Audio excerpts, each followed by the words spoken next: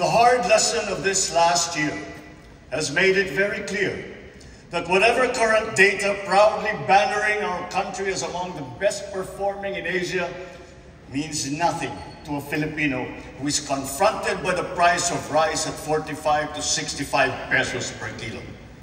Bagamat maganda ang mga statistikang ito, wala itong kabuluhan sa ating kababayan na hinaharap ang realidad na mataas ang presyo ng mga bilihin, lalo na ang pagkain, lalo't higit ng bigas.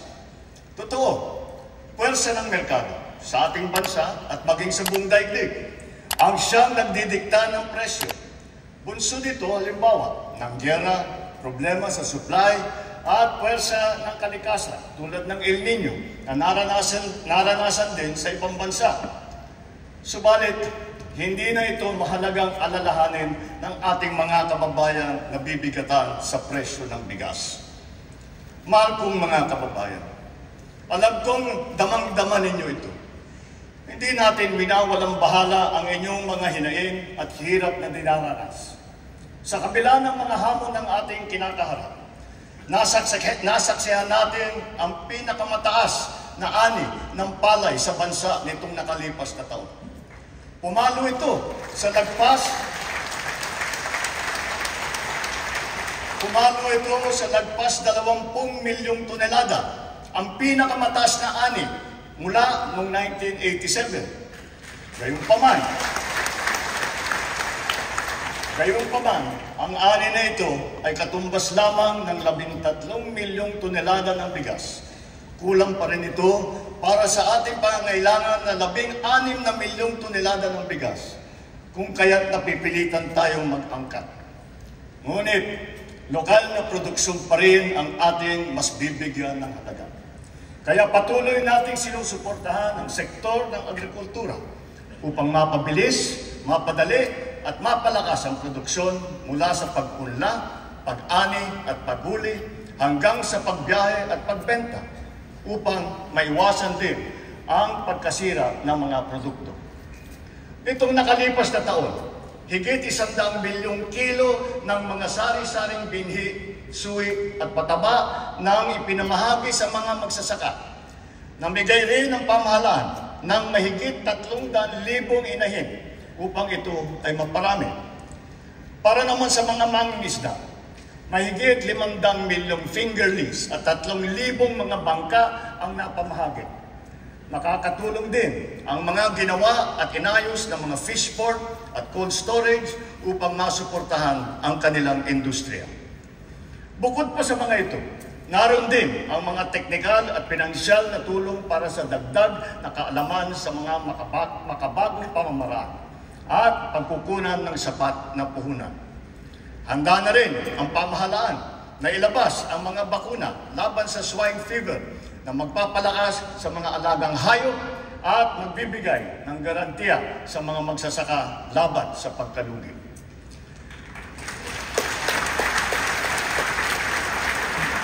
Nagsasagawa rin tayo ng mga kaugnay na hakbang upang pababain ang presyo at madagdagan din ang ating supply ng pagkain.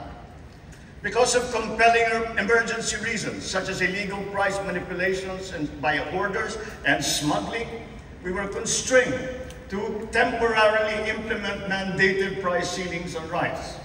We also extended the reduced tariff rates to facilitate the importation of rice, corn, and pork until the end of this year. Tinitiyak ko sa ating mga magsasaka at sa buong sektor ng agrikultura na ang mga ito ay pawang panggigitang solusyon lamang. Sa reformang sakahan naman, tuloy pa rin ang ating programa at ang pamamahagi ng mga titulo sa ating mga magsasaka. Sa nakalipas na 2 taon, mahigit 130,000 titulo na ang ating naigawad sa mga benepisyaryo. Tuloy-tuloy din at pinabibilis pa natin ang pagkakahati-hati ng Collective Certificate of Land Ownership Award o yung CLOA para sa mga individual na benepisyaryo nito. Pinamamahagi na rin ang mga Certificate of Condonation kaugnay ng pagpapawalang bisa sa mahigit 57 bilyong piso utang na may 600,000 benepisyaryo.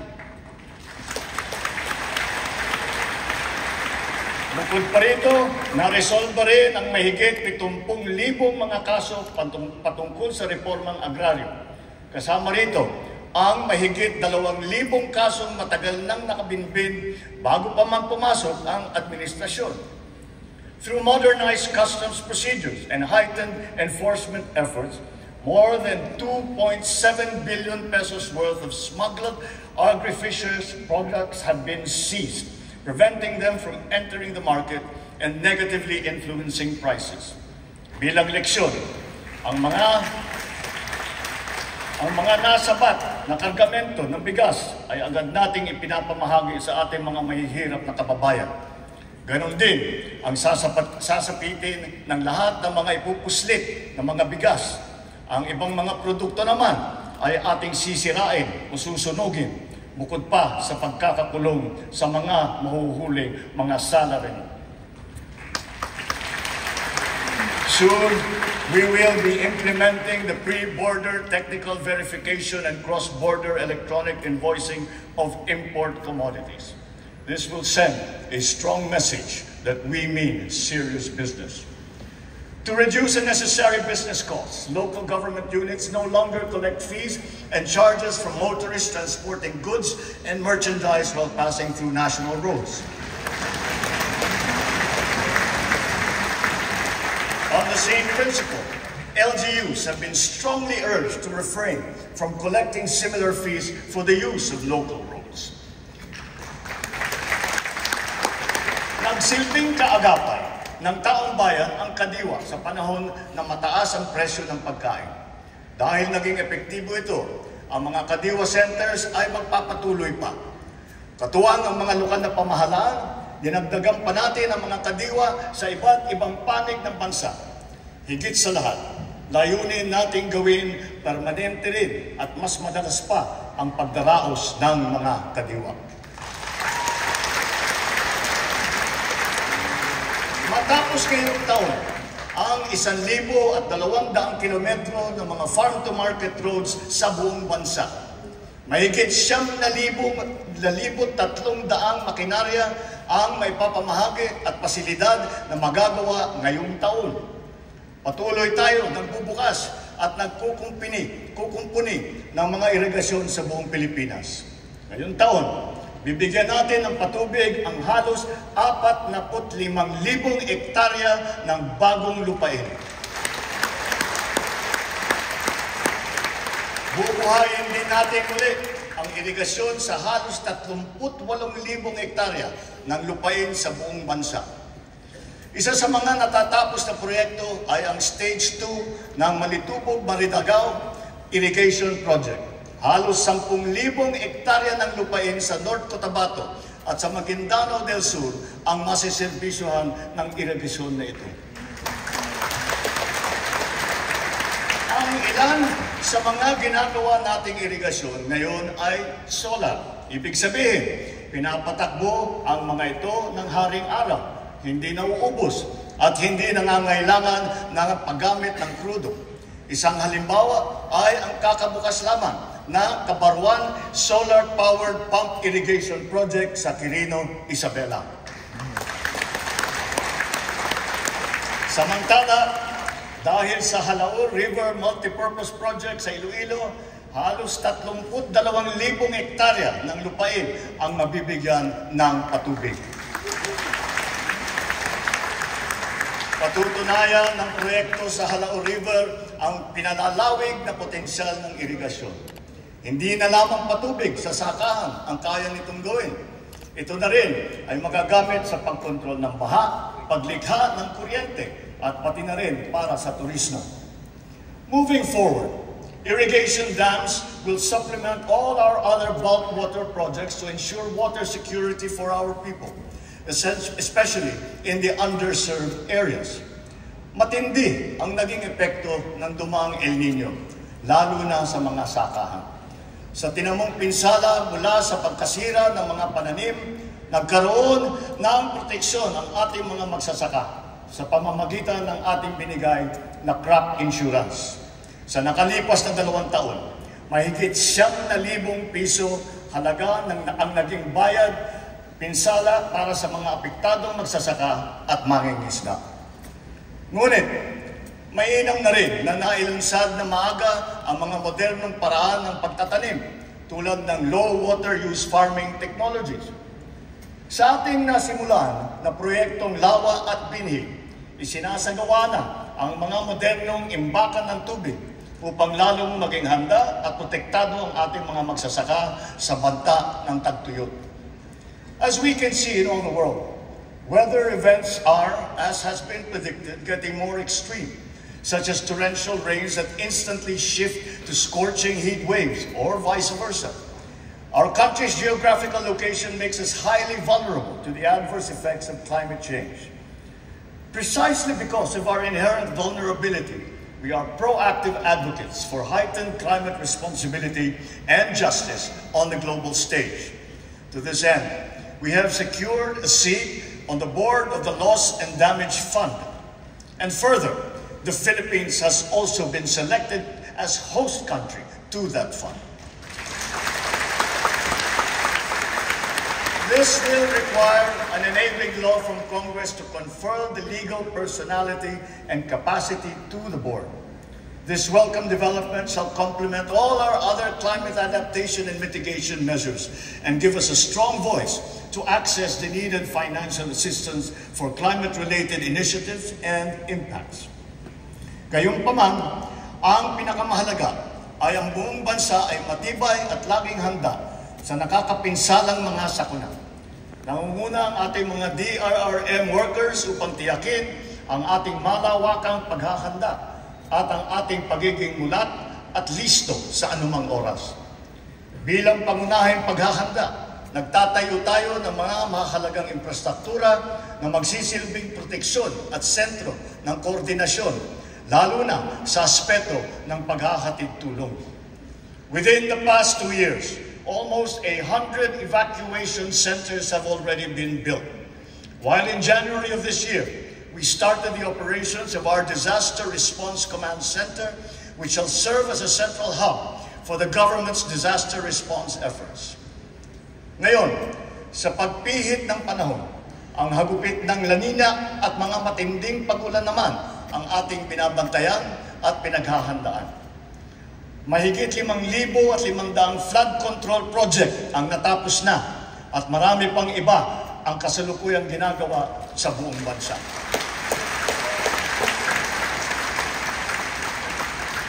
Isa na rito ay ang Flood Risk Management Project sa Cagayan de Oro River na magbibigay ng pangmatagalang proteksyon sa mahigit 600 hektarya ng lupa at 60,000 nating mga kababayan. Isa pa ay ang proyekto sa Pampanga Bay na magsisilbing karagdagang lunas sa mga pagbabaha. Noong Enero, inilunsad natin ang Kalinisan sa Bagong Pilipinas, kung saan pinakilos natin ang ating mga barangay upang maglinis sa kani-kanilang komunidad. Sa 5 buwan lamang, mahigit 40,000 tonelada ng basura ang nakolekta ng mahigit 22,000 mga barangay sa buong bansa. Inaasahan ko ang tuloy-tuloy na suporta ng mga lokal na pamahalaan sa paglilinis ng ating pamayanan. Bilang halimbawa rin dito sa Maynila, nagsimula na ang malawakang pagtutulungan upang bigyang buhay muli ang Ilog Pasig.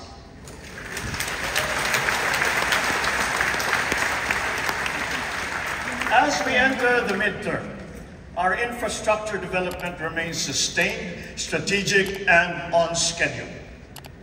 Aside from agriculture and disaster risk, our other vital sectors and pillars such as education, health, energy, low-cost housing, transport, information technology, they all stand to benefit from our aggressive infrastructure development as befitting our upper middle income economic target. With the results that we have seen 2 years into this administration, we can claim that despite challenges, we are steadily progressing towards our targets in the medium term. Our power and internet services are continuously being upgraded in both capacity and connectivity. Sa ating free Wi-Fi program, halos 10 milyong unique user devices ang nakikinabang sa libreng internet sa mahigit 13,000 lugar sa buong Pilipinas. Nasasagap ito sa marami naming mga paaralan at mga malalayo at liblib na mga po. Patuloy pa ang ating pinaparami ng mga libreng Wi-Fi sa buong bansa. As part of our nationwide internet infrastructure development, Phase 1 of the National Fiber Backbone has been completed and operationalized. Phase 2 and 3 have already begun early this year and shall be completed by 2026. This fiber backbone will give us sufficient capacity in terms of bandwidth. As of 2022, only 77% or 20.6 million households were connected to the internet. This is much too low. Together with our private sector partners, we will efficiently harness the concept of common towers to provide connectivity to Filipinos who are at the far end of the last mile. Expect full government support to ensure the successful completion of this critical project, including policy reforms and streamlined processes.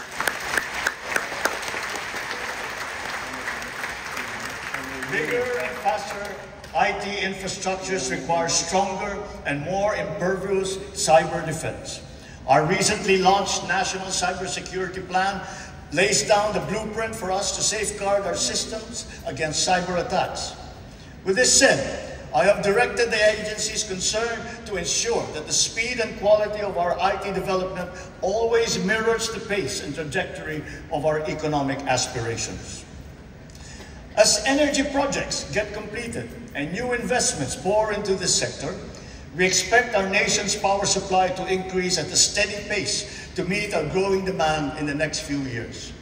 Nonetheless, we are continuously diagnosing and urgently addressing power shortages, as well as the systemic causes of blackouts in unserved and underserved areas.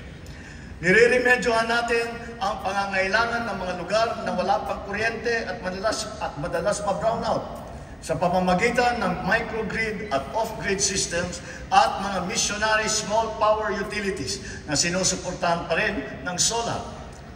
Running through Bataan, Pampanga, and Bulacan, the newly inaugurated Mariveles-Hermosa-San Jose transmission line will further strengthen the reliability of the Luzon power grid. In the Visayas, all stages of the Cebu-Negros-Panay Backbone Project have likewise been completed. This project shall serve to stabilize the power situation in Western and Central Visayas and avert recurrences of power outages experienced in the past. Dahil sa proyektong ito, naiwasan ang blackout sa Panay Island noong Abril hanggang Hunyo sa kabila ng yellow at red alert sa region. And just last week, the Dumanog-Corelia line of the Cebu-Bohol Interconnection Project was energized, enabling the transfer of power between Cebu and Bohol. With these systems currently operating at capacity, these major power lines shall contribute to the efficient power exchanges not only between Luzon and the Visayas, but also involving Mindanao. Energy sharing and transfers between, among, and within the three island groups have now been made possible with the energization last January of the Mindanao-Visayas interconnection.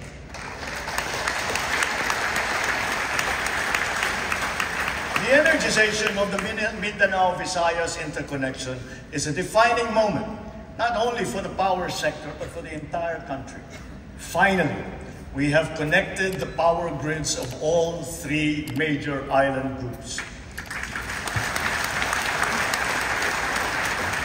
The unified Philippine grid is a fulfillment of this dream, whose seeds were planted in the 80s through a vision bolstered by R&D, which we accomplished by applying typical Filipino persistence and dedication. Batid natin lahat na ang presyo ng kuryente dito sa ating bansa ay mataas. Kaya patuloy tayo sa pagdadagdag ng mga infrastruktura ng kuryente na magpapababa ng presyo ng kalanunan. Sa kabilang banda, tinitiyak din nating makatarungan ang paniningil sa mga consumer. Ilan sa mga hakbang na pinatupad ng pamahalaan ay, una, ang mas maayos at patas na Lifeline Rate Program para sa mga mahihirap, lalo na sa mga benepisyaryo ng 4Ps.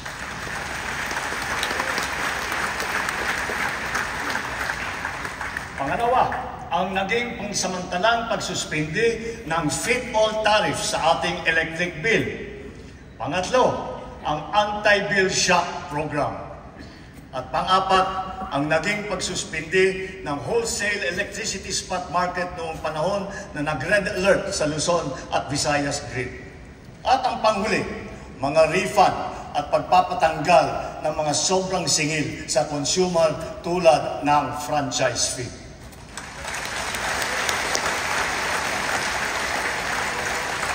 Binabalikan at binubusisi natin muli ang EPIRA upang malaman kung angkop pa ba ito sa ating kasalukuyang sitwasyon o napapanahon na ito ay amyendahan. Hinihiling ko sa Kongreso na pagtulungan na natin ito alang-alang sa kapakanan ng mga Pilipino sa taas ng presyo ng kuryente sa bansa. Nahihirapan hindi lamang ang mga negosyante, kung hindi lalo na ang taong bayan.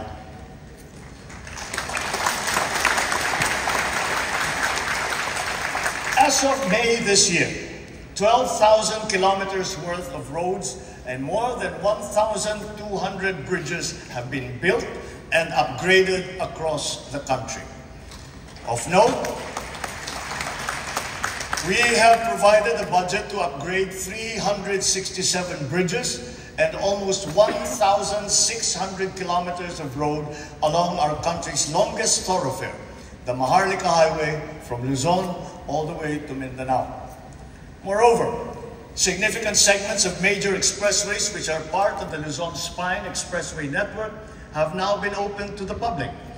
The SILEX, NLEX-SLEX connector and the Plaridel bypass will be fully completed by the end of this year.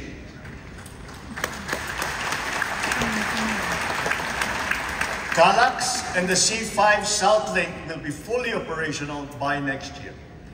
Dahil sa mga mahalagang daan na ito, ang norte, gitnang Luzon, Maynila at katimugang Luzon ay lalo pa ngayon magiging mas konektado sa isa't isa. Under our Inter-Island Linkage Bridge Program, we expect 2 major bridges to be open to motorists this year. One is the Pangil Bay Bridge, touted as the longest water-spanning bridge in northern Mindanao. This bridge will connect Lanao del Norte to Misamis Occidental. The other is the Gicam Bridge in Zamboanga, Sibugay, which shall connect the Olutanga the island to the mainland of Mindanao. In addition, travel to and from Clark Airport is now much faster and more convenient, with the inauguration of the 20-kilometer airport New Clark City Access Road in Pampanga. We are also in the midst of a railway renaissance. The Metro Manila Subway Project has logged significant accomplishments in its tunneling works. Sa puntong ito, katumbas na ng 3 hanggang 6 na palapag ang lalim ng nahukay at tuloy-tuloy na umuusad sa susunod na istasyon. Other railway projects such as the MRT-7 and the North-South Commuter Railway are likewise progressing. We will make sure that the right-of-way issues are resolved in the most equitable, efficient, and expeditious manner so that these will not get in the way of our infrastructure development. Bilang bahagi ng LRT-1 Cavite Extension Project, ang ruta ng LRT Line 1 sa Metro Manila ay madadagdagan mula sa Baclaran hanggang Sucat. Bubuksan ito sa publiko sa loob ng taong ito. At sa ilang taon, aabot na ang linya na ito hanggang Bacoor. Nagdagdag din tayo ng 76 na bago at modernong mga tren sa LRT-1 upang mas dumami, bumilis at maging mas komportable ang biyahe ng mga pasahero.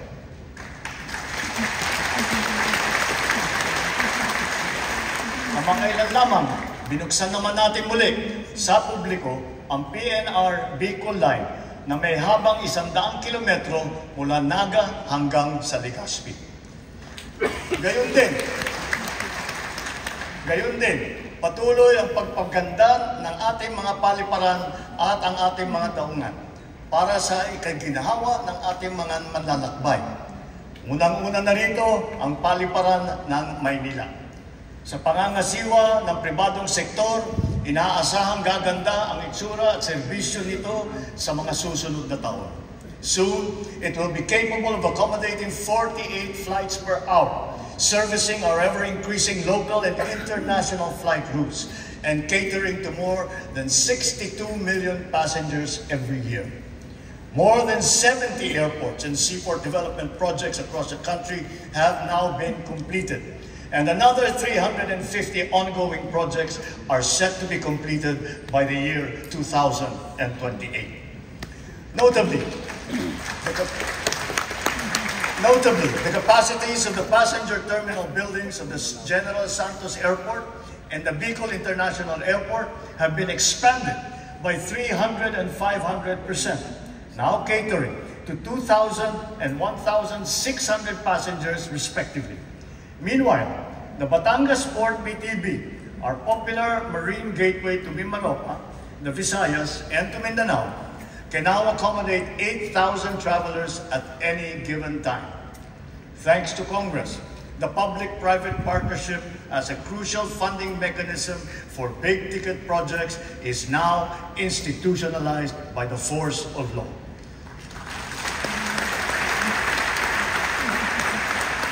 PPP is seeking to facilitate strategic investments and the timely development of projects under our Build Better More program, especially since around 1/4 of our flagship projects have been envisioned to be funded through this modality.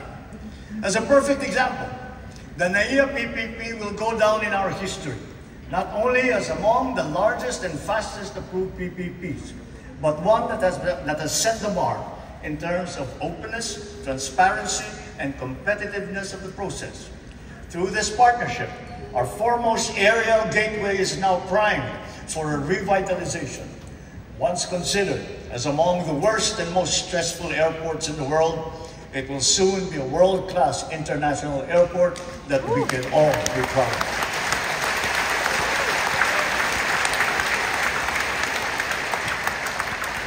But even before that, the UP-PGH Cancer Center is the first PPP to be approved in this administration. Together with the Philippine Cancer Center of the DOH, which broke ground last March, these two specialty hospitals will soon join our nation's fight against cancer. These centers will be a godsend to the more than 400,000 Filipinos who are afflicted with this deadly disease. Habang ang mga modernong ospital na ito ay ginagawa pa, patuloy tayo sa pagdadagdag at pagpapataas ng kalidad ng ating mga ospital at mga specialty center. Binuksan na natin sa publiko ang mahigit 20 bagong urgent care and ambulatory service o mga bukas centers sa iba't ibang lugar sa bansa. Intended to decongest public hospitals, these centers shall provide competent ambulatory care, most especially to the poor and to the disadvantaged, for health conditions that do not require hospital admission. Katuwang din natin ang lokal na pamahalaan sa mga tinatayo natin, mga tawag na super health centers.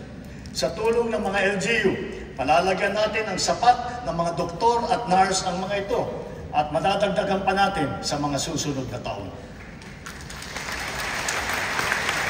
Layunin natin na sa lalong madaling panahon, lahat ng lalawigan natin ay may sapat na mga center o pasilidad na may kakayahang makapagbigay ng pangunahing serbisyong medikal para sa ating mga mamamayan. Samantala, titiyakin natin na ang bawat isang probinsya ay mabibigyan ng mobile clinic upang ang laboratory exam at ilang pang pangunahing serbisyo medikal ay mapapalapit natin sa ating mga kababayan. Sa PhilHealth naman, dinamihan na ang klase ng generic na gamot na kasama sa benepisyo para sa mga outpatient. Mula sa 21 generic na gamot, ay 53 na. May mga bagong gamot para sa alta presyon at meron na rin para sa nerve pain at sa epileptic seizures.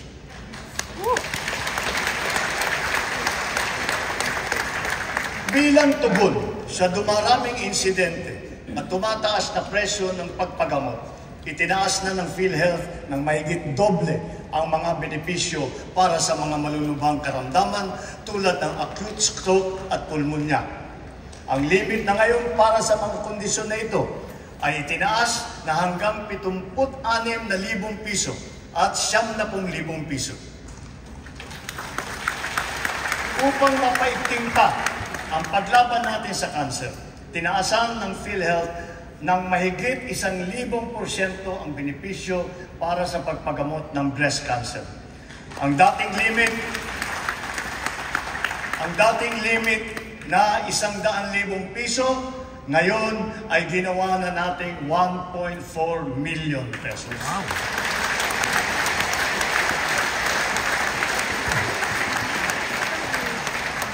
Ang benepisyo naman para sa colon cancer ay pinagbayad na rin. At bago matapos ang taon, may sasama na rin sa mga benepisyo ng PhilHealth ang chemotherapy para sa cancer sa baga, atay, ovary at prostate. Naglaan po tayo ng mas mataas na pondo para sa ating medical assistance program. Kaya higit na mas marami pang mga Pilipino ang matutulungan nito ngayong taon. Aside from our aggressive hiring efforts, we have enhanced medical and allied health programs, allocated seed funds for public medical schools, and launched scholarships and review and upskilling programs. These are to support the medical and nursing professions with a goal to strengthen and increase our human resources for health. As part of our recalibrated health approach towards prevention and healthy habits, we are prioritizing vaccinations, nutrition, mental well-being, and active and healthy lifestyles. Tuloy-tuloy ang ating paghahabol sa pagbabakuna ng mga sanggol at ang mga bata, lalo na sa Region 6 at sa BARM, kung saan kulang pa sa kalahati ang nababakunahan. At tuloy na tuloy din ang Philippine Plan of Action for Nutrition na ating binibigyan tuon ngayong Hulyo, buwan ng nutrition. Ang convergent programs to stamp out hunger and malnutrition were not only successfully launched, but have yielded inspiring results thus far. One survey confirmed that our expanding school-based feeding program has had a significant impact on the physical and mental well-being of more than half of the learner beneficiaries. Therefore, we will continue to further enhance these feeding programs in our schools and daycare centers.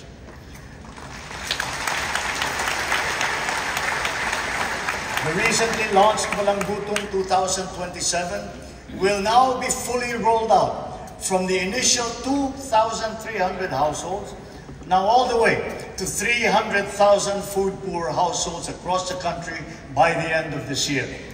But the program will go on until we feed the 1 million most food-poor families by 2027.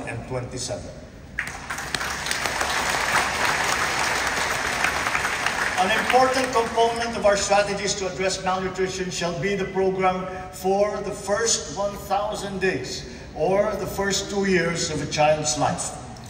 To ensure the health and nutrition of children 0 to 2 years old from the poorest families, we have proposed in the 2025 budget a new grant under the Pantawid Pamilya Pilipino program for this purpose. Sa pamamagitan nito, ang isang buntis o ang isang ina na benepisyaryo ng 4Ps ay mabibigyan ng karagdagang tulong pinansyal na laan para sa kanya at sa kanyang anak. Ang tulong na ito ay upang matiyak na siya at ang sanggol na kanyang sinapupunan o batang anak ay maaasikaso ng doktor, mababakunahan at mabibigyan ng sapat na nutrisyon.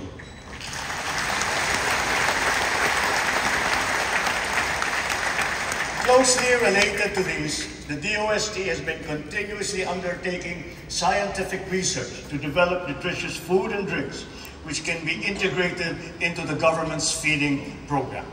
Government is aware of the pressing yet delicate social issues of the day, such as the mental well-being of our people. The DOH has launched its comprehensive mental health plan and ensured sufficient supply of medications.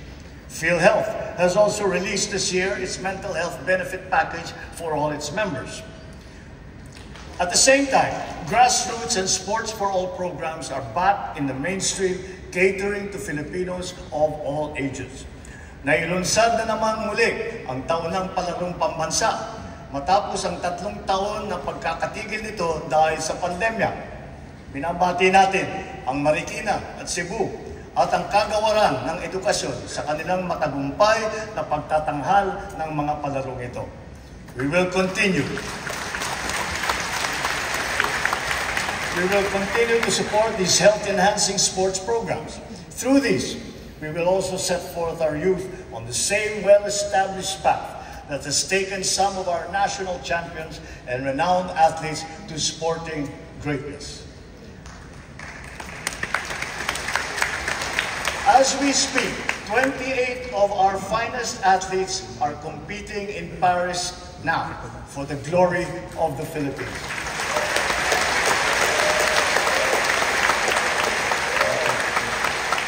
Let us wish them well and the best of luck. Sa larangan naman ng edukasyon, investing in our own people is not only a fundamental moral imperative for us, but an economic one as well. In its report, the World Bank revealed that our promising economic growth is largely attributable to our people. The great bulk of the country's wealth is being created by the skill, the industry, and the resourcefulness of all Filipinos. Ngunit, sadyang marami pang ibubuga ang Pinoy. We must harness the totality of the Filipinos' potential. Thus, for consecutive years, we have prioritized an increase in budget for the inclusive development of Filipinos, not just in food, nutrition, and health, but even more so in education and training. Recent assessments have revealed the poor reality that more than half of our grades 6, 10, and 12 students have failed to reach the ideal proficiency levels, faring low in information literacy, problem solving, and critical thinking skills. Therefore, our National Learning Recovery Program must proceed without the slightest disruption, especially in basic education. Our system of education must be strategically calibrated to make sure that our youth are not only taught to become literate, but it has also consciously developed them into problem solvers and into critical thinkers, hungry for success, ready for the future. Similarly, as we relentlessly address the classroom gap, the digital gap must also be bridged with equal intensity. We are working towards the day when all students will be equipped with computers, smart TVs, essential programs, digital books, and once again, access to reliable power and the internet. Digitalization and solar-powered electricity must now become the standard features in our schools and in our classrooms. Simply put, this is educational reform through technology. The perennial problems surrounding textbooks shall be resolved. The production of instructional materials, especially textbooks, which are up-to-date and error-free, must be ensured. The whole process, from approval of manuscript to procurement, all the way to distribution, will be cut short from its present 3 years to just 1 year.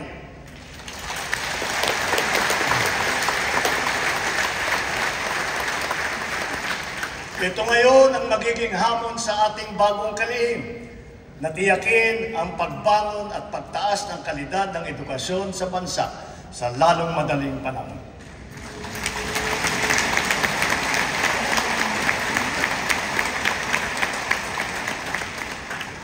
Clearly, of course, the quality of our education rests on the quality of our teachers. Every classroom that we build will be but an empty and lifeless structure without its moving force, the teacher. But our teachers are not just perfunctory figures in our schools. They are the very foundation of our educational system. And so, As we build and upgrade schools, so too must we uplift and upskill our teachers, whose competence and trademark Filipino patience, determination, and compassion will be at the core of our national learning recovery. Dinagdagan natin ang mga empleyado ng hahalili sa mga guro upang magampanan ang mga sari-saring gawain sa paaralan. Sa gayon, ang ating mga guro ay makakatutok ng mabuti sa kanilang propesyon na pagtuturo.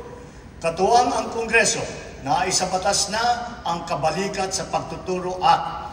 Ito ay magbibigay sa mga guro ng nasa pampublikong paaralan ng taunang teaching allowance para pambili ng mga kagamitan sa pagtuturo at mga kaugnay na gastusin.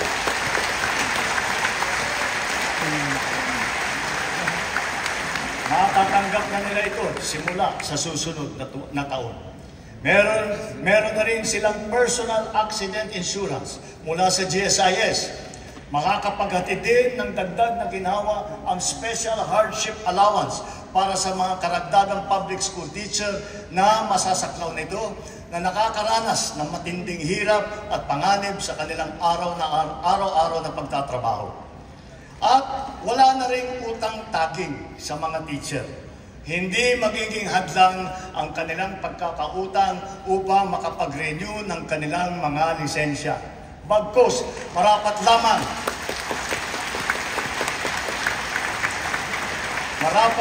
na sila ay payagan pa rin makapagturo nang sila ay makapaghanap buhay at merong kinikita. Of equal significance, we have allocated funds to finally implement the expanded career progression system to our public school teachers. This will promote professional development and career advancement within their ranks. This expanded system lays out two major career paths for our teachers to pursue: the teaching and the school administration tracks, each of which shall have ample career growth opportunities. With this system in place, we will accelerate the career growth of teachers. Sa sistemang ito, wala nang public school teacher ang magre-retire na teacher 1 lamang.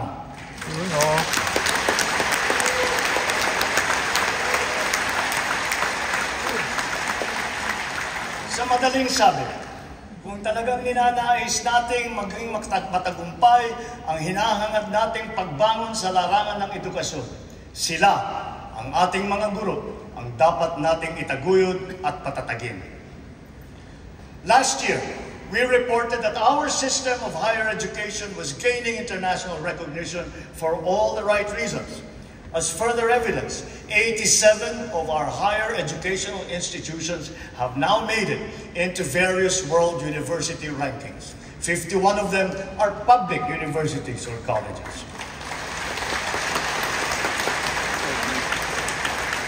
Also, we witnessed this past school year a significant rise in the enrollment rate in higher education, both in public and in private institutions. The same upward trend is likewise noted in technical vocational education and training, or TVET. Statistics do not lie. 8 out of 10 graduates of TVET ultimately land decent jobs. So with its high employability rate, TVET will definitely be instrumental in capacitating our people and maintaining our employment rate at consistently high levels. Cognizant of its potential, the DepEd, CHED, DOLE, and TESTA have joined forces now to incorporate TVET in the senior high school curriculum to further boost the employability of our students. The Philippinovation and Palikhaing Pinoy programs have been launched, both drawing vast interest and inspiring key sectors and the public to generate solutions, to share ideas, and to drive innovation forward across the country.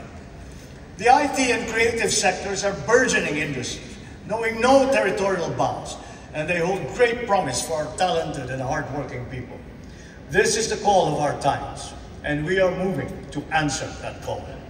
The schools will serve as a preeminent incubators of the innovative and creative energies of all Filipinos. Advanced learning systems and technologies in the areas of robotics, artificial intelligence, and the Internet of Things shall be made available in TVET Innovation Centers nationwide. Highly technical and professional level training courses will soon be launched, notably in cybersecurity and in the creative industries. Of our globally ranked HEIs, 63 have made it into the WURI Global Top 300 Innovative Universities. In the face of tough global competition, the Mabalacat City College in Pampanga was awarded the Technological or Digital Innovation of the Year. And for the second straight year, Samar State University topped the rankings for its digitally pioneering R&D project entry.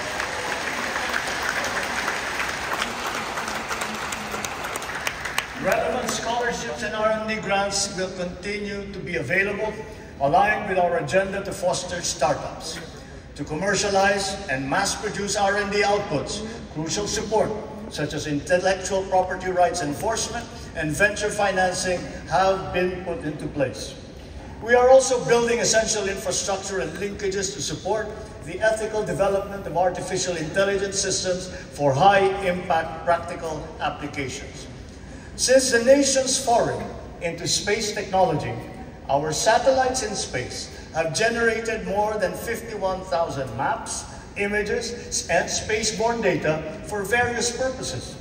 These now provide us with vital information that guides our country's stratagems and decision-making in agricultural development, urban planning, and environmental management, including the strengthening of our maritime domain awareness, to name but a few examples. Along with these discoveries, we are likewise in awe of our countrymen who have carved out their niche as pioneering space scientists and engineers in this emergent field, in collaboration with local space technology companies that provide an additional impetus. As we speak, 16 of our space engineers are in the United Kingdom, resuming work on the development of the Multispectral Unit for Land Assessment, or the MULA satellite. Once completed, the MULA satellite will be our largest Earth observation satellite to be launched into space so far.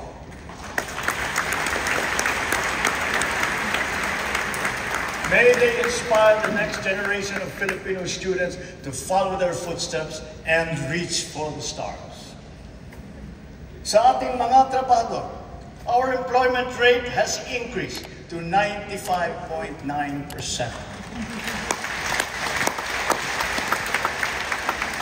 We also saw a significant increase in high-quality jobs.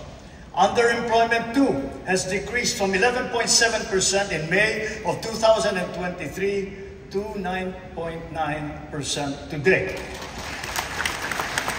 This is our lowest number since 2005.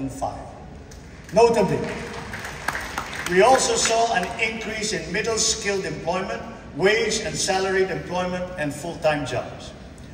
Magagandang balita pa rin ang mga ito sa kabila ng nararanasang mataas na presyo ng pagkain. Bukod sa paglikha ng trabaho, pinalalakas din natin ang kakayahan ng ating mga mamamayan, lalo na sa panahon ng kanilang kagipitan. Our adaptive and responsive social protection programs assist our countrymen in times of dire need, reaching those in geographically isolated and disadvantaged areas. More importantly, these programs seek to develop their productive potential and bridge their capacities towards self-sufficiency. With a noble aim of breaking the cycle of poverty across the country, the Pantawid Pamilya Program, the Pantawid Pamilyang Pilipino Program has not only consistently accomplished its annual targets, it has also proven its efficacy over the years. Mula nung nakaraang SONA, mahigit 420,000 pamilya ang nag-graduate sa programa. Ibig sabihin, sa tulong ng 4Ps, mas gumanda na ang kanilang kalagayan at kakayahan makipagsapalaran sa tabang ng buhay. Sa katunayan, mahigit 4,000 graduate ng 4Ps ay nasa hanay na ngayon ng mga lisensyadong guro. At hindi lamang yun, 35 sa mga top notcher ng sari-saring mga board exam na idinaos nitong nakalipas na 2 taon ay nagmula sa mga pamilya na benepisyaryo ng 4Ps. Ilan sa kanila ay si Teacher Kay Jeffy Cervantes ng Davao Oriental na nakakuha ng number 1 sa licensure examination for professional history. Isa rin, si Engineer Alexis Aligado na nanguna sa Civil Engineering Board exam noong Abril ng nakalipas na taon.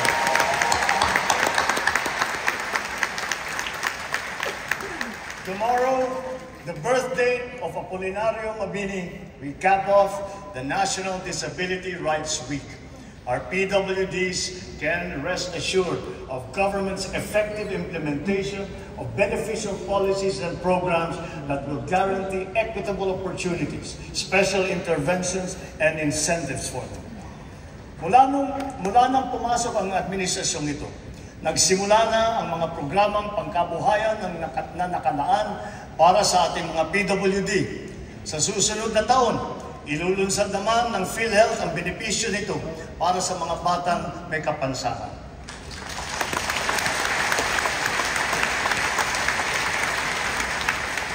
Halos dinoble na rin ang diskwento na ibinibigay sa mga PWD at sa mga senior citizen na tulad ninyo para sa mga basic necessities at prime commodities.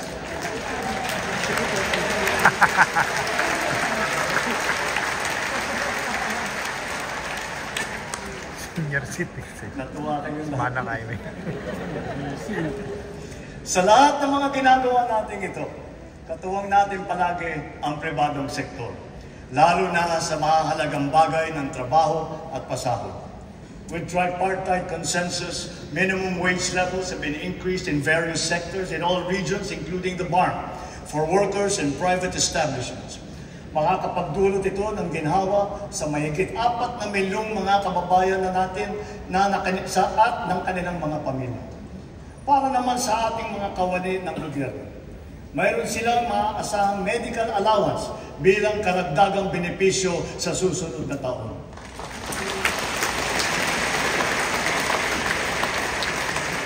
At hindi lamang yun, meron ding napipintong momento sa sweldo na makukuha nila sa 4 na tranche. Naglaan na po tayo ng pondo para dito simula sa taong ito at sa mga susunod na taon. Furthermore, we have extended the services of our job order and contract of service personnel working in government. This will also afford them ample opportunity to work on their civil service eligibilities while gaining additional relevant experience and training to upgrade their employment qualifications. Our aggressive infrastructure development, business-friendly policies, investment and export promotions, foreign visits, and economic missions are all aimed at generating not just jobs, but quality and competitive jobs. A substantial number of investment pledges have already commenced operations, with many more at various stages of development. Sa bilang natin, bukod sa malalaking kita para sa bansa, makakalikha ang mga ito ng mahigit 200 at 2,000 trabaho para sa ating mga kababayan.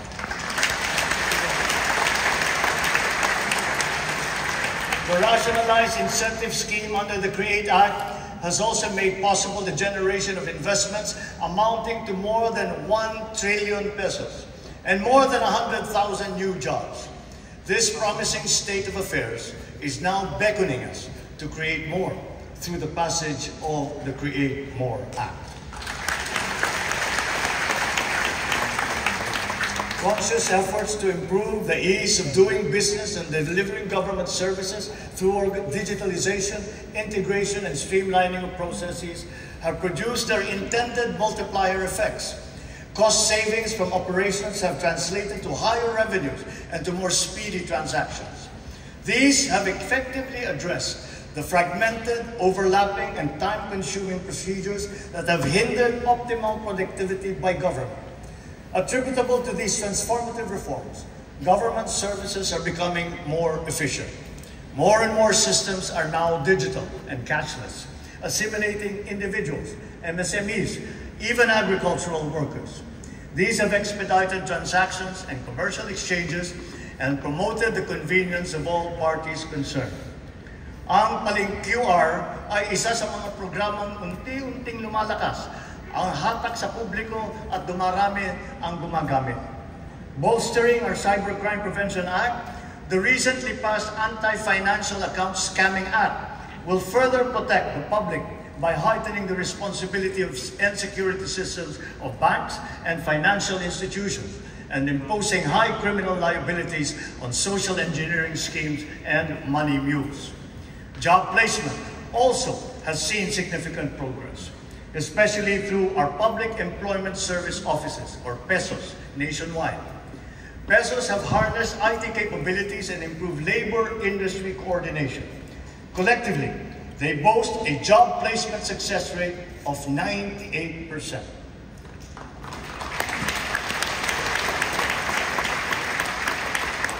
Likewise, due to shortened timelines, we have recorded a significant increase in new business and corporate registrations, including foreign firms, which surpassed last year's numbers. The observed choke points in our food supply chains and in the logistics sectors are now being removed. And at the same time, the identified gaps are being filled in to make them efficient, interconnected, and seamless, saving precious time and cost. The approval of energy projects is moving towards complete virtual integration of its required procedures. The expedited processing of our infrastructure flagship projects under the Build Better More program shall also follow suit. Our digital infrastructure was substantially strengthened courtesy of common towers that more than tripled in number since last year, owing to streamlining of permitting requirements. Air transport and tourism have been made more convenient because of the shift to paperless immigration and customs forms, thanks to the e-travel system. And soon, the piloted e-gates will be standard fixtures at airports to further facilitate ease of mobility during departures and arrivals. And with all this said, the implementation of the Philippine e-visa will be next in our digital transformation agenda.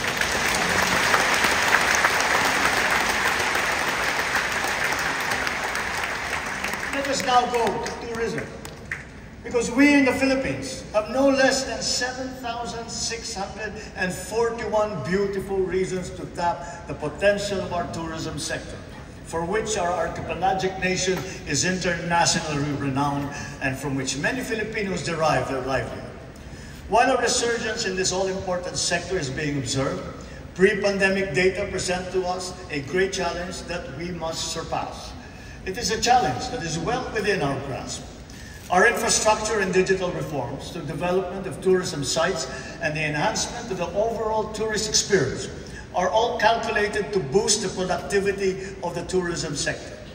While doing so, we shall interpose the wholesome and hospitable Filipino brand in all the key tourism touchpoints, from tourist arrival all the way to departure.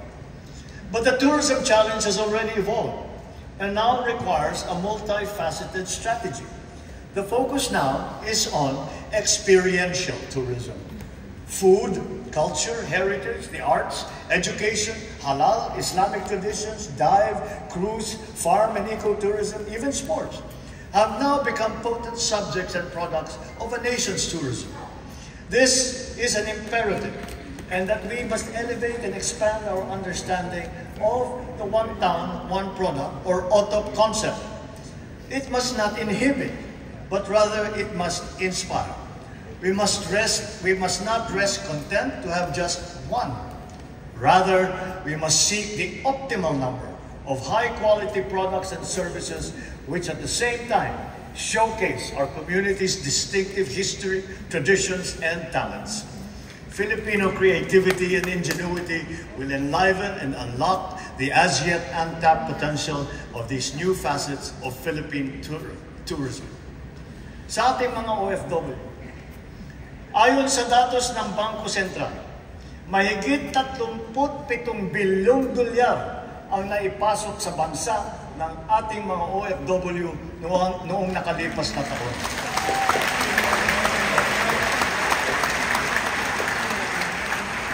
Sadyang napakalaking tulong nito sa ating bumabangon na ekonomiya. Kaya hindi lamang pasasalamat, kundi parangal ang ating ipinapaabot sa lahat ng ating mga OFW. Sana ay napapanood nila ito. Ramdam na ramdam hanggang dito sa ating bansa ang inyong sakripisyo. Through vital partnerships with like-minded states, we have been able to promote our mutual interests, resulting not only in investments here and our strengthened national security, but also in quality jobs for our nationals seeking foreign employment. Through intense Philippine lobbying, the United Nations has adopted the resolution on promoting and protecting the enjoyment of human rights of seafarers. This will ensure their safe and decent living and working conditions at sea, a human rights imperative.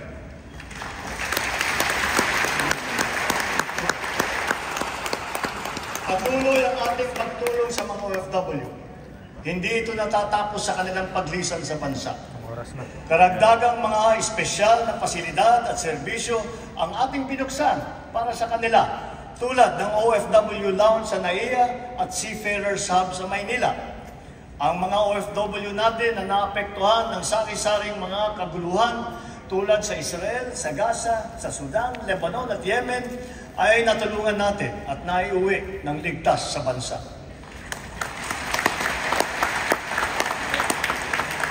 Gayun din ang naging pagtulong natin sa mga kababayan nating nasalanta ng kalabidad at krisis tulad sa Taiwan at sa New Zealand. Hanggang sa kanilang pag-uwi, buong puso ang ating pagtanggap at paglingap. Ang nagbabalik-bayang mga OFW kasama ng kanilang pamilya ay sinusuportahan nating mabuti upang maging maayos ang kanilang bagong simula dito sa bansa para makakuha ng magandang trabaho o di kaya'y makapagtayo ng negosyo. Kaugnay sa aking naiulat noong isang taon, sinimulan na ng Saudi Arabia ang pamimigay ng cheque sa ating mga trabahanteng nawalan ng trabaho doon.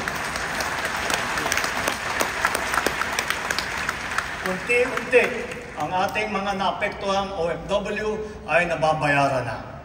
For this, we convey our sincerest gratitude to the Crown Prince of Saudi Arabia and the Kingdom of Saudi Arabia.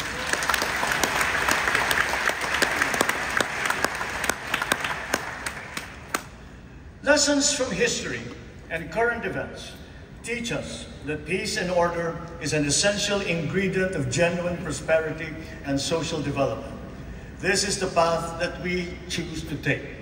Despite difficulties, despite our diversity and differences as a people, we are joined together by a unique history and have constantly invested our energies and resources in strengthening the pillars of peace.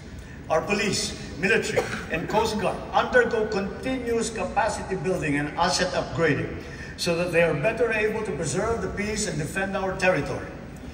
We have noted an overall decrease in crime rate and an improvement in crime solution efficiency. But this is not enough. This is not enough. Our law enforcement need to continue to earn the trust of our people.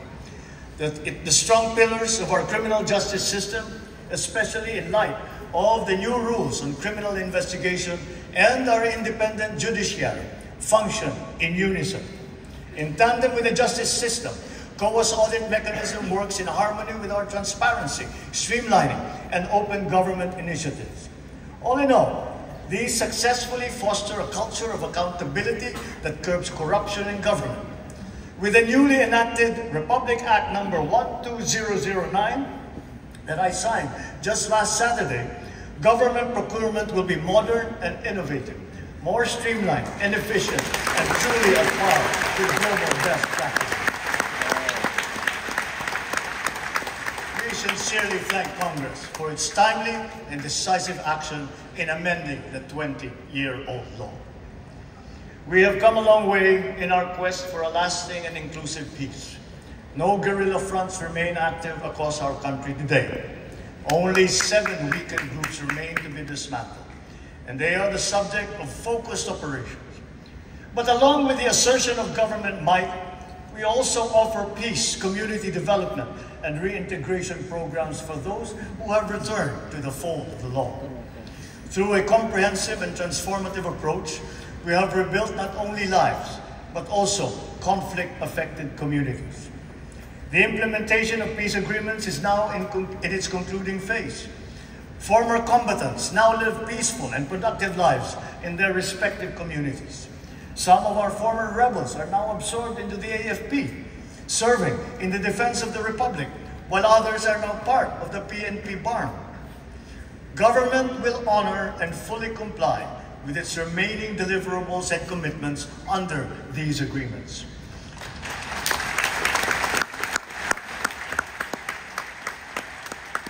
In November last year, we signed proclamations granting amnesty to former rebels.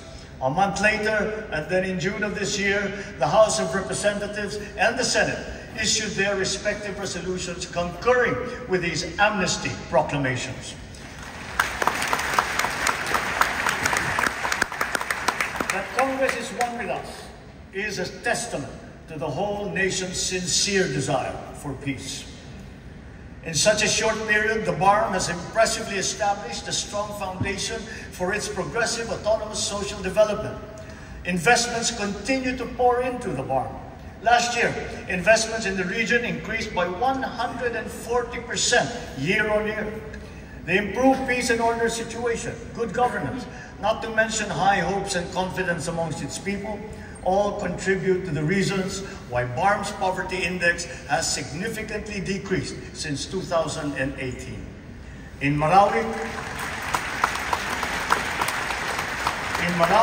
the rehabilitation and rebuilding continue under the supervision now of the Office of the President. Our focus remains on restoring energy, water, and livable communities. As of today, all 7 intergovernmental mechanisms of the BARM, as mandated under the organic law, have been organized and activated. These will guarantee effective and constant consultation between the Bangsamoro and national governments in the fundamental aspects of governance. 5 out of the 7 essential laws for the BARM have already been enacted by the BTA Parliament. Now it has its own administrative code. It has its own local government code, its own election code, and those for education and the civil service as well. So with these inspiring developments, the BARM appears primed and ready for its regular elections, the first ones that they will have in the coming year.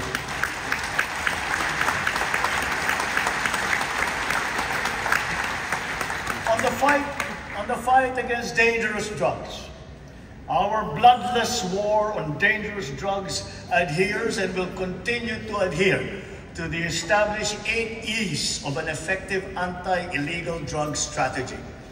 Extermination was never one of them.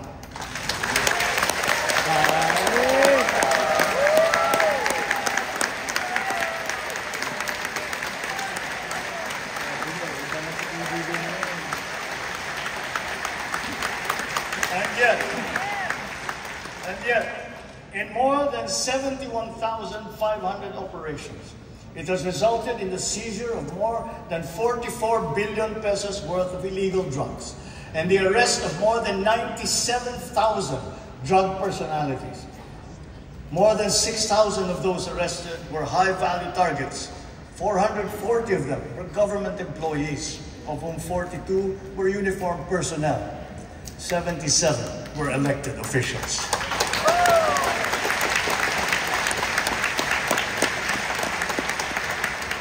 So to further paralyze our operations, dirty money and assets worth more than 500 million pesos have been frozen and preserved. With strong case buildup and efficient prosecution, the drug conviction rate is at a high of 79%.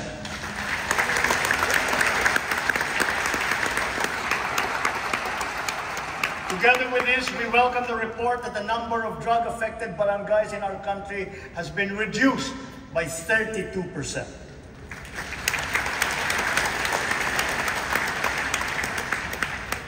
In our international relations, we have faced challenges to our territorial sovereignty, and we will assert our rights and interests in the same fair and pacific way that we have always done.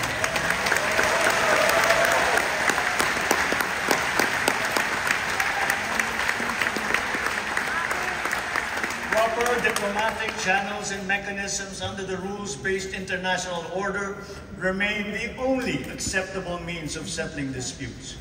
Peace and community building will always be our clarion call, especially when the country serves as chair and the host of ASEAN Summit in 2026.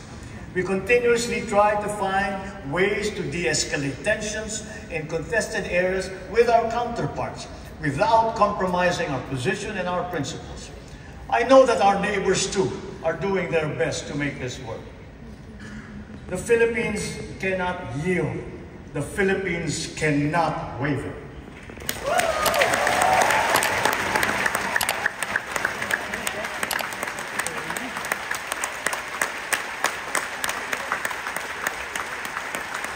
We are now more conscious as a people and strategic in heightening our aerial and maritime domain awareness. We are continuing to strengthen our defensive posture, both through developing self-reliance and through partnerships with like-minded states. Ang West Philippine Sea ay hindi katang-isip natin lamang. Ito ay atin. Ito ay...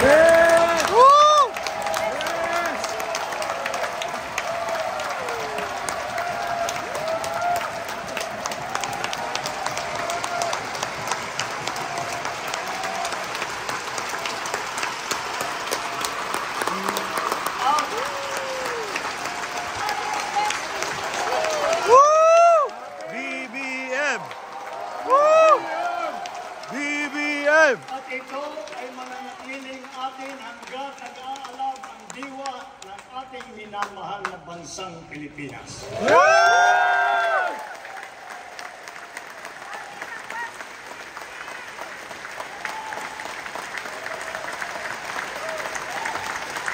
Pagtitibayin at panonagpay natin ang kamalayan at kaalaman ng buong bansa at titiyakin na maipapasa natin ito sa kabataan at ating susunod na mga salinlahi.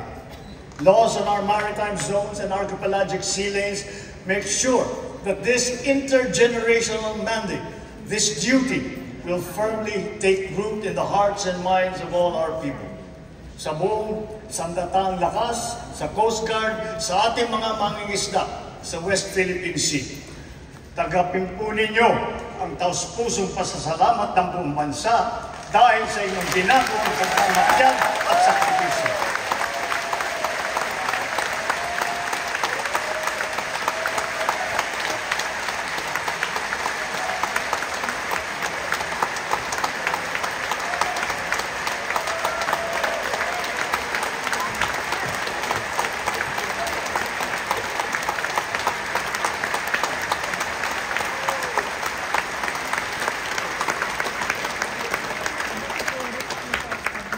Now turn to our economic status and our prospects. In spite of headwinds that we have faced, we have stayed the course. The country exhibits healthy signs of post-pandemic resilience comparable to strong economies in our region. Our poverty rate has significantly dropped to 15.5%, down from 18% in 2021. This present figure is even lower than the pre-pandemic level of 16.7% in 2018. Ang katumbas nito ay halos 2.5 milyong Pilipino ang naiangat natin mula sa kahirapan.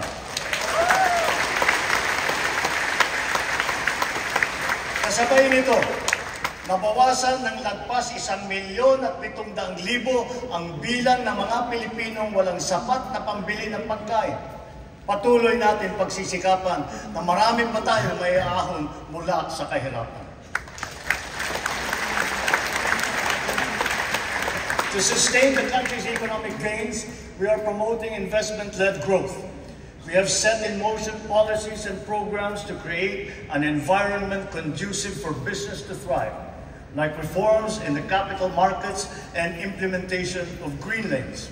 As a result, we have green lanes certified, around 100 projects with a total investment of about 3 trillion pesos across the sectors of renewable energy, digital infrastructure, food security, and manufacturing.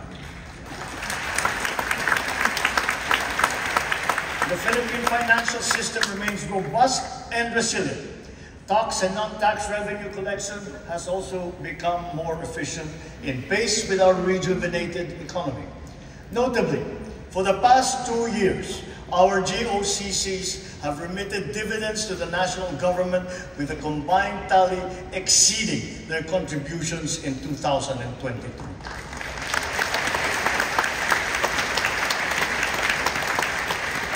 To build on this, and guided by strong fiscal discipline, our proposed government budget for this year was crafted with utmost care, diligence, and meticulous attention. We look to the cooperation of our colleagues in the legislature, not only that our proposed national budget be approved in your usual timely manner, but it be adhered to as closely as possible. We expect all agencies to ensure that every centavo allocated will be judiciously spent for our urgent priorities and socially impactful programs. Mga kababayan, sa lahat ng ginagawa natin ito at mga gagawin pa, mataas ang aking kumpiyansa na malalampasan din natin ang hamon ng ating pinagdadaanan. Dahil ito ang pangunahing hinaing ng taong bayan. Hindi tayo titigil sa paglalaban sa kahirapan at sa paghahanap ng lunas upang maibalik sa normal ang presyo ng bilihin, lalo na ang bigas. At ngayon po, naririnig po namin ang malakas na sigaw ng taong bayan laban sa mga pogo. Disguising as legitimate entities, their operations have ventured into illicit areas furthest from gaming, such as financial scamming, money laundering, prostitution, human trafficking, kidnapping, brutal torture, even murder. The grave abuse and disrespect to our system of laws must stop. Kailangan nang itigil ang panggulo nito sa ating lipunan at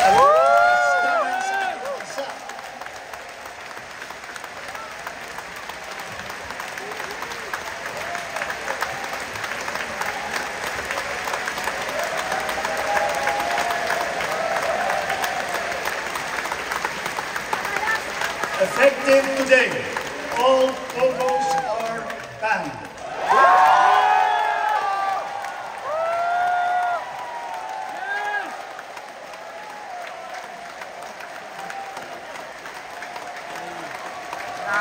Finish na. Woo! BM! BBM! BM! BBM! BBM! BBM! BBM! BBM! I hereby instruct PAGCOR to wind down and cease the operations of POGOs by the end of the year.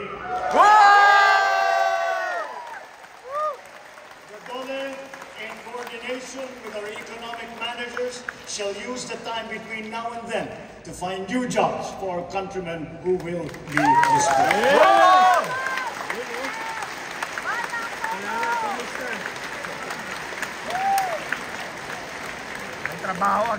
This will solve many of the problems that we are encountering. It will solve many of the problems that we have been encountering, but it will not solve all of them. To solve all the problems that we have been suffering under, all officials, law enforcers, workers in government, and most of all, the citizenry, must always be vigilant, principled, and think of the health of the nation. So, ladies and gentlemen, let me end by recalling the words of a great man. Let not anyone pacify his conscience by the delusion that he can do no harm if he takes no part and forms no opinion. Bad men need nothing more to compass their ends than that good men should look on and do nothing. He is not a good man. Yeah! Ba't kayo dyan? He is not a good man who, without a protest, allows wrong to be committed in his name.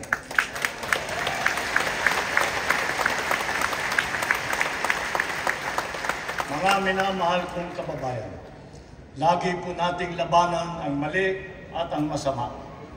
Lagi po nating ipaglaban ang tama at ang mabuti. Lagi po nating mahalin ang Pilipinas. Lagi po nating mahalin ang Pilipinas. Mabuhay po kayo! Maraming salamat po. BBM! BBM! BBM!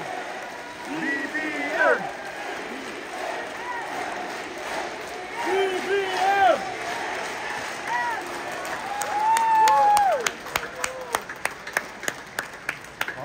Salamat, BBM! We love you!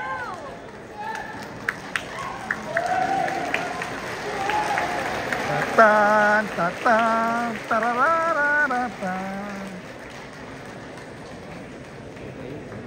Okay. Yung wala na sa Pogong, may trabaho ulit. Yung kasi anon na eh, nasun lagi eh, maraming kawalan ng trabaho. May trabaho na agad.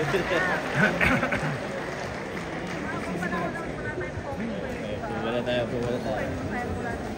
On the part of the Senate, the joint session is hereby adjourned. On the part of the House of Representatives, the joint session is adjourned.